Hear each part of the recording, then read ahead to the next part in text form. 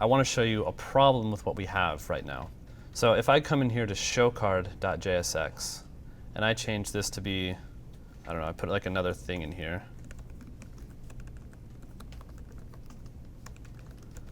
Something different. So I have changed showcard, and I have not changed search.jsx, right?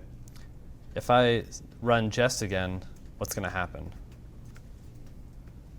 Let's do it. Yarn test. I failed my test. So something going wrong in showcard is failing my search component test.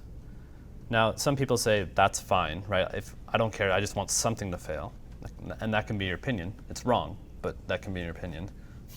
Just kidding. I mean, maybe. I think it's wrong, but my problem with this is that if there's nothing wrong with search, I don't want search to fail. I want showcard to fail. I want the test for showcard to fail so that I immediately have to go and check out showcard. So let's bring in a library that's actually going to allow us to do that.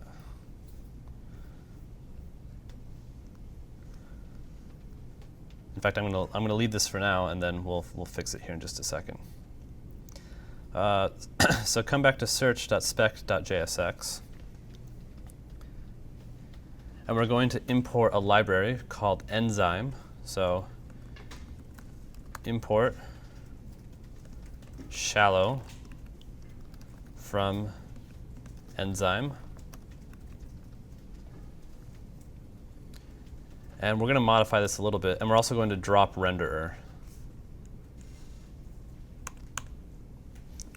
Because enzyme is actually going to use renderer underneath the hood, so we don't actually have to import it directly. In fact, you can't import it directly. If you can't have renderer and enzyme in the same import. Okay, so what we're going to do here is we're going to, instead of doing renderer.create, we're going to do shallow. And then we can actually just do this directly. So expect component to match snapshot. So what enzyme is a wrapper on top of React test renderer, but it's going to do certain things for us. One of the things is it's going to address the problem that I just showed you. It's actually going to stub out all of the children components, right? So for example, we have showcard, right? It's going to not actually go down and render everything in showcard. It's just going to say a showcard was rendered here with these props, and then it doesn't actually dive down into that child component. So what's awesome about that is it stops caring what's happening in showcard, and it'll only fail things in search when something in search is actually wrong. This is still not going to work yet. We have to do one more thing. Save that. Go to package.json. And we need to tell, you can put this anywhere, wherever. We have to give this a jest top level property. We have to tell jest how to snapshot enzyme components.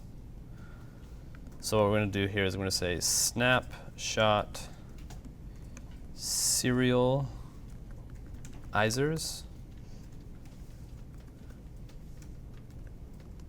which is going to be an array because you could have multiple kinds of serializers, but we just have one.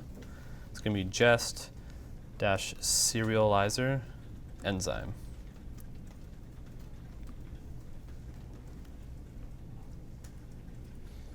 So again, what this is doing is this is telling jest, hey, whenever you encounter an enzyme component, this is how you serialize it. It's giving it code to know how to serialize that into a snapshot. Does that make sense? Okay, cool. So go back to your search.spec.jsx and now save it. And come back and run yarn test again. And now it's going to fail again because now it has the enzyme output and not the previous output. But this is what the enzyme output looks like. Notice it was actually going down and like rendering like the Game of Thrones, all of the markup inside of showcard. Now it just says, I'm getting a showcard, here's the props passed in, I don't know anything else about it, right? Does that make sense? So let's go ahead and run yarn test :update so that we can actually just go in and look at the snapshot. Okay, so we updated that, and let's go look at the snap. .snap. So again, look in here. Rather than actually outputting the markup for show card, it's just actually like giving you like a React looking component. Make sense? Pretty cool, I think, right? So now, even though that we're messing around with show card in here, so I can go back and delete this, save it, and try running this again. Oops, not update, just test. It'll still pass despite the fact that I'm changing things in show card. You have a question? Yeah, Doug's asking, with the test and test update scripts, does that automatically set the environment, the env? It must be. I had not thought of that.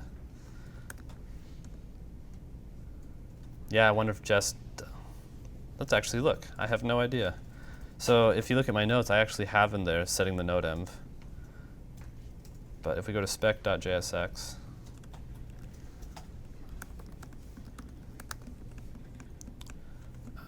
process.env.nodeenv. So let's try running that.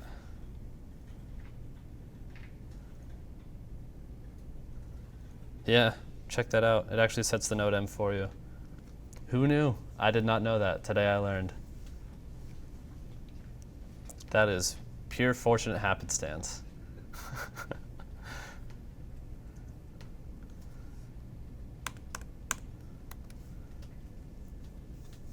So the way that you would handle that in here, so you could say node env equals test jest, right? And you can change this to be whatever you want, like production for your server or whatever. This is okay if you're using it just for yourself and you're sure that everyone using it is bash. This is not going to work across shells, right? So there's a tool called crossenv, which I don't remember the API for it. It looks like this. And then you provide it like, I think it looks something like that. It's another node package that you would install that will take care of all those various different shells to cover. So if you need to be setting your environment across shells, this is how you do it.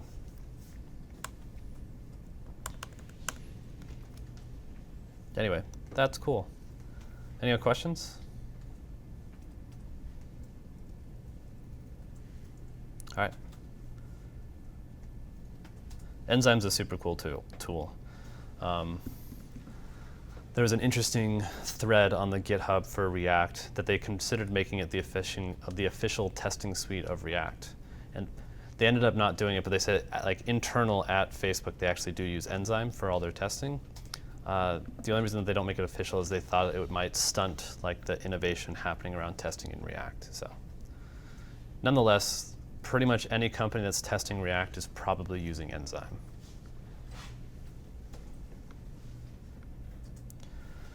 Okay, so let's go back and look at spec.jsx here. Enzyme has several layers of rendering. The one that you want to be using as much as possible is shallow. You can see that our test is pretty zippy, right? It's not doing anything particularly crazy because it's not actually creating any sort of like fake DOM or anything like that.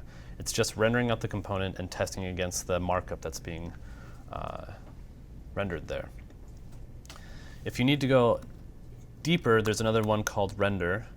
And if you want to go deeper than that, there's one called static. You don't have to bring those in. I'm just showing you that they're available. Render is actually going to emulate a DOM with like JS DOM, right?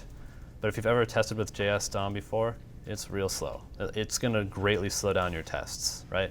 And a fast test suite is a happy test suite, in my opinion. Static is actually going to bring in Cheerio, if you're familiar with Cheerio. It's an awesome library for like doing DOM exploring in a node-like environment. So you can actually like fetch a page using Ajax on your server and like pull stuff off of it, right? So if you want to do like web scraping, Cheerio is a really great way to do it. So that's what static does, is it uses Cheerio to explore your React components. And those are also available to you. But again, both static and render are much slower than shallow. Shallow is pretty fast, so stick to shallow where possible.